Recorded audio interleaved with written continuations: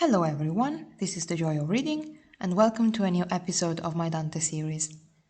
Before I start reading, translating and commenting the fourth canto of Dante's Inferno, I feel the need to make a premise. By the way, sorry for the background noises, my cat is playing. So here is my premise. Dante is in many ways an extraordinary man, but he still is a man of the 14th century.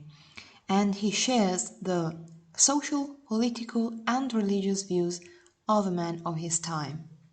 For example, in the fourth canto we will meet people who have been sent in hell because they are not Christian, even if they haven't committed any other sin.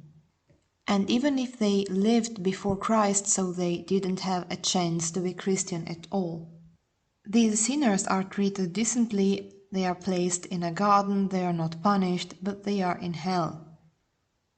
And that is because in Dante's worldview, it was right to be Christian and it was wrong to be not Christian.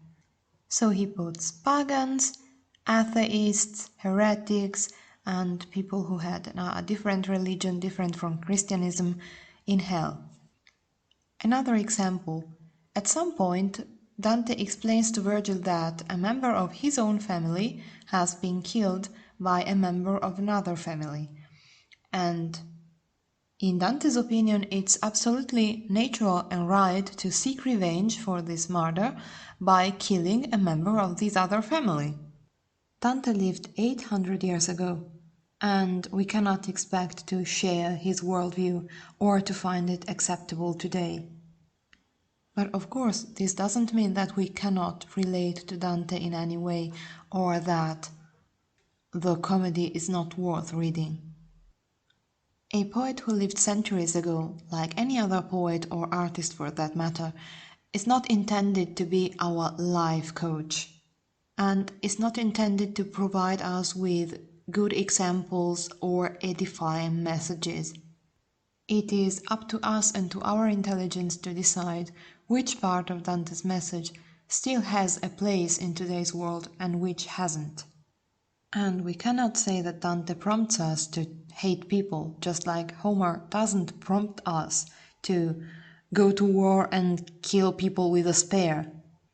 So the purpose of art and of artists is not to provide us with good examples.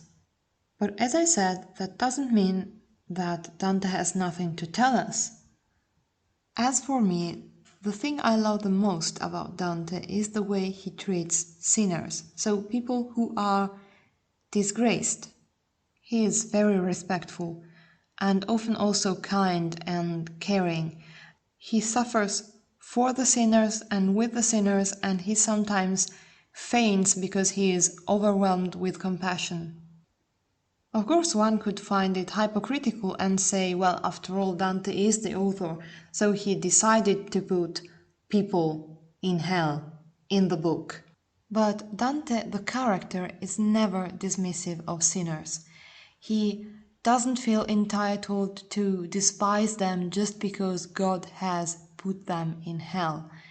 He doesn't say anything like, God put you in hell and therefore I hate you.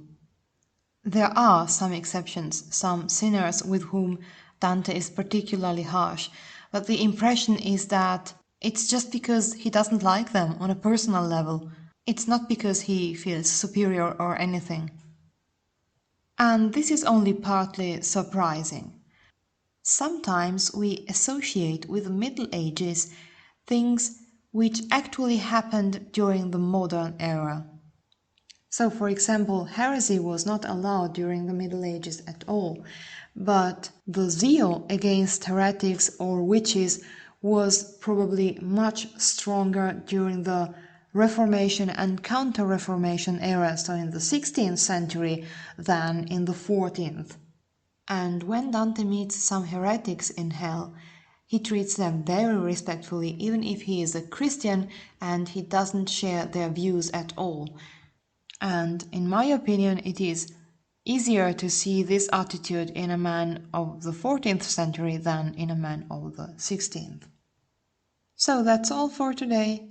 Thank you for listening. In my next video I will start reading, translating and commenting the fourth canto of Dante's Inferno. Have a nice evening.